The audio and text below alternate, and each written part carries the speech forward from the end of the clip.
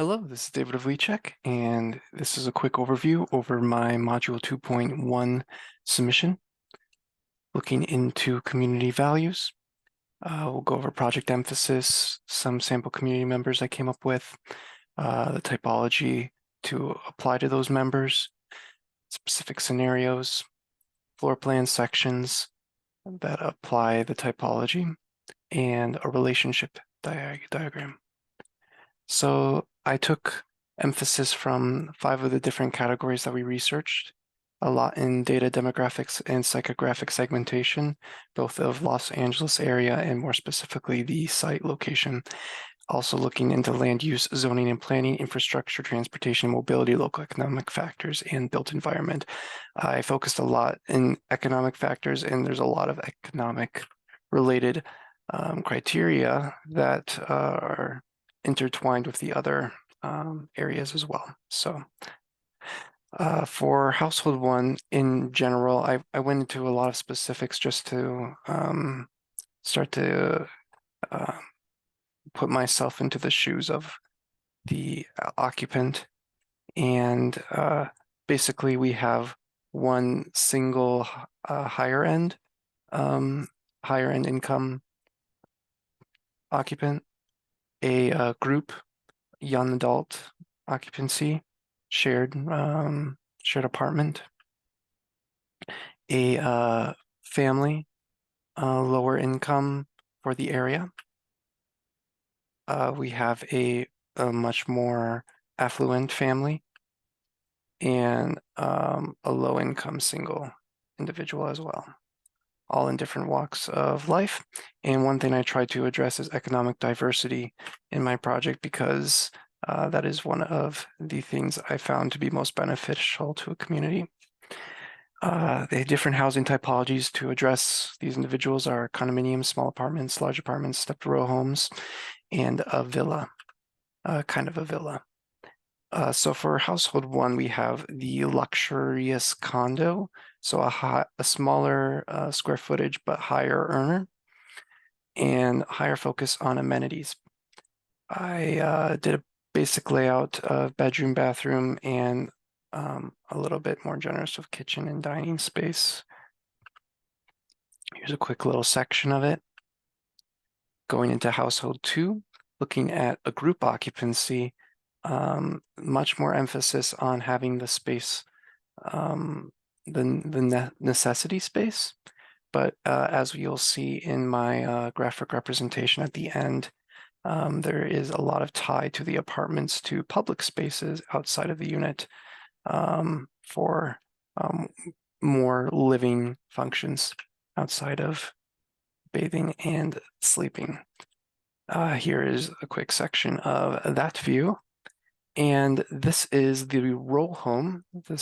I was thinking about making it into a stepped row home. Of course, this is just laying out, not a design, but how basically how these community members are living in the spaces and how the rooms need to be, what kind of spaces they need to function, what are their needs, what are their wants, which is identified through each member in their slides. Anyways, this is the lower income family, a little bit tighter with space, but it is efficient. And the villa is inspired by what was my research project on the Ennis house. The layout, at least, had no design work has been done yet, but starting to think more with open private terraces and how that can combine with public green spaces.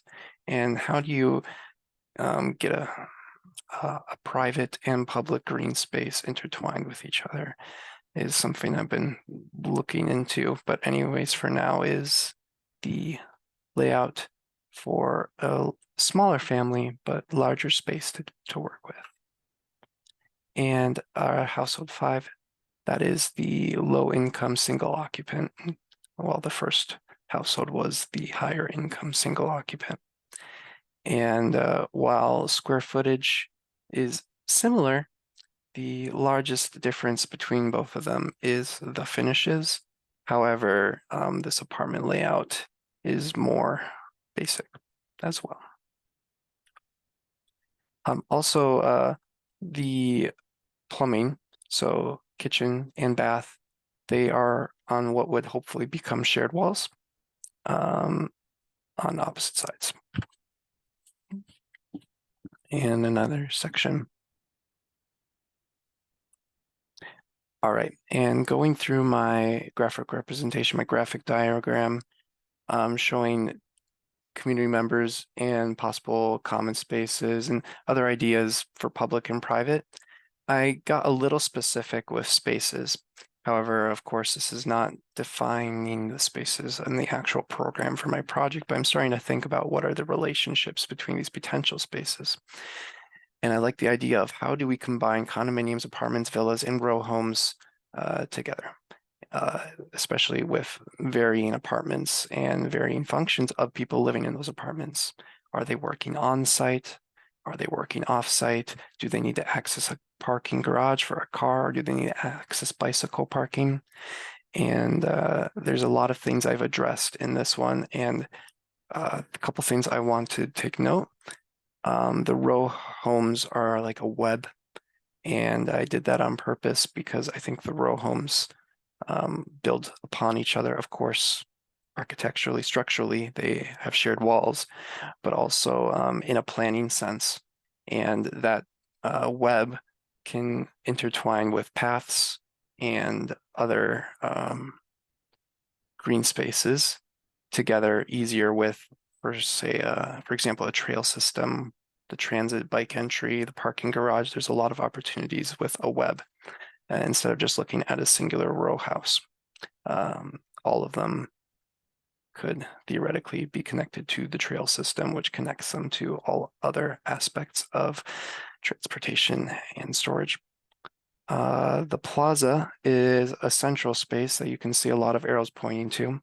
While there's a lot of arrows pointing to parking garage, that is for accessibility, and the parking garage therefore also connects to the plaza for most of the spaces. There is pink spaces are amenities. So you can see there's fitness facilities, pet amenities, co-work spaces. And what we see is from the condominium and apartment spaces, which are less tied to direct storage and car, the like row homes might have easier access to getting to the parking garage and the villa as well. But they also have connections to co-work spaces, which intertwines then with the business park, which goes to the plaza. And this is all just trying to think in a broader sense, how do we combine not just mercantile and residential functions within the program, but can we start to combine also businesses into the space that aren't necessarily providing a good for people to shop around for, but to promote on-site worker housing, and perhaps looking into, since that's intertwined with the apartments, how can these businesses promote hiring by subsidizing on-site housing? And then also on-site childcare, connecting to services and green spaces throughout. It's important to remember that the plaza and the trail system are pretty intertwined with the community, and I tried to make that clear with the multiple connections to them. But there's also private terraces in the villa, a terraced garden that it steps into, that I'm starting to think a little bit of design, but also if you think broader sense away from the name, just how can green spaces connect these residential areas together before getting into the more nitty-gritty transportation and stuff that isn't necessarily the goal of or what we want to have a giant parking lot. That's not the goal of how do we split up those spaces. Anyways, that was my thinking behind the creation of this graphic representation, and thanks for watching.